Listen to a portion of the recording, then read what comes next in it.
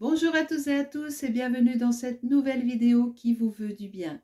Je suis Louisette Sébir, thérapeute énergéticienne. Il s'en passe des choses dans notre tête. Sans le savoir, nous créons ce que nous sommes grâce à notre pensée, car son pouvoir est immense. Cela vous dirait d'améliorer votre santé grâce à de simples techniques énergétiques? C'est ce que je vous propose dans cette vidéo. À vous de jouer maintenant! En général, nous pensons que nos pensées restent enfermées dans notre boîte crânienne. Mais savez-vous qu'en réalité, elles rayonnent en nous et autour de nous, impactant ainsi notre comportement, celui des autres et surtout notre santé. Voici quelques conseils énergétiques très simples basés sur des statistiques scientifiques qui vous aideront à améliorer votre santé tant physique que psychique grâce à votre pensée.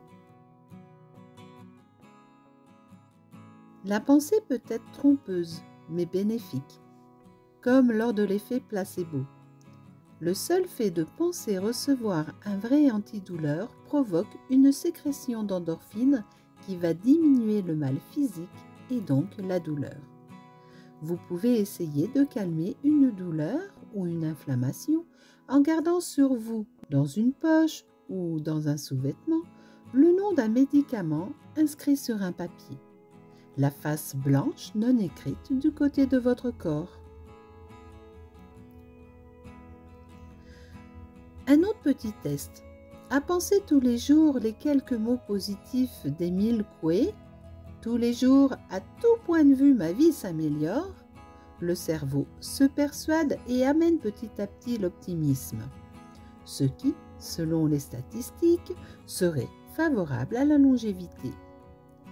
Savez-vous également qu'il a été reconnu que vos cellules gardent en elles toute positivité et que même séparées du corps, elles demeurent connectées à celui-ci.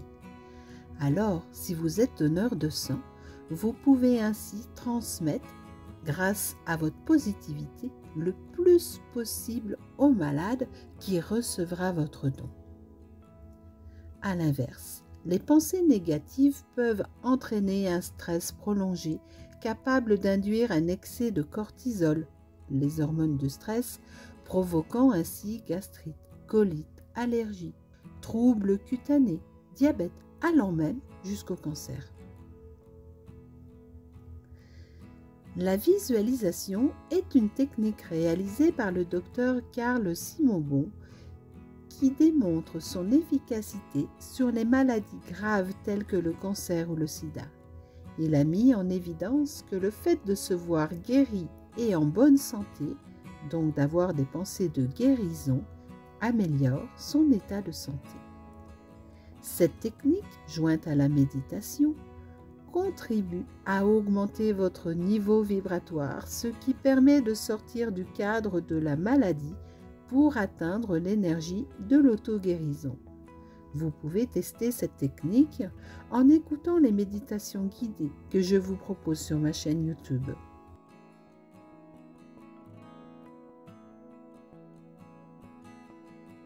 La sophrologie et l'hypnose sont de très bons exemples de la puissance de l'esprit sur le corps.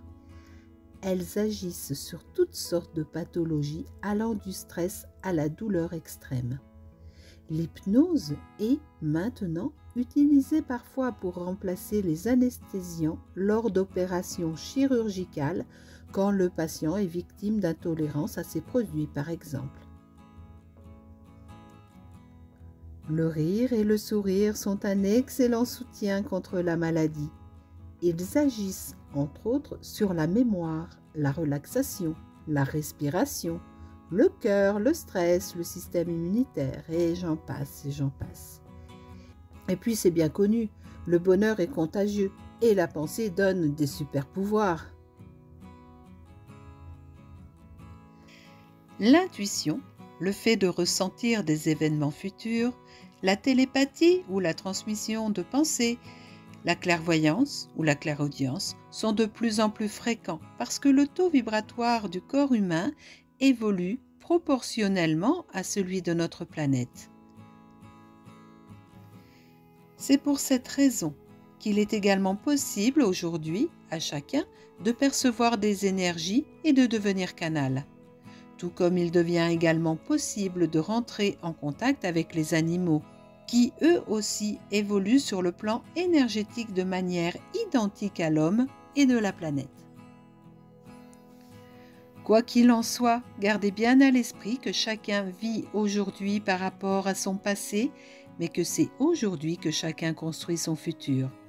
Alors fortifiez-le petit à petit grâce à la pensée positive et ces techniques naturelles qui ne demandent qu'à être pratiquées. Voyez votre verre à moitié plein plutôt que de le voir à moitié vide. Et si, comme Rabelais disait, les joyeux guérissent toujours, ou comme Voltaire disait, j'ai décidé d'être heureux parce que c'est bon pour ma santé. Vous pensiez comme eux. Essayez, la pensée est gratuite et vous risquez d'y trouver que du bien-être.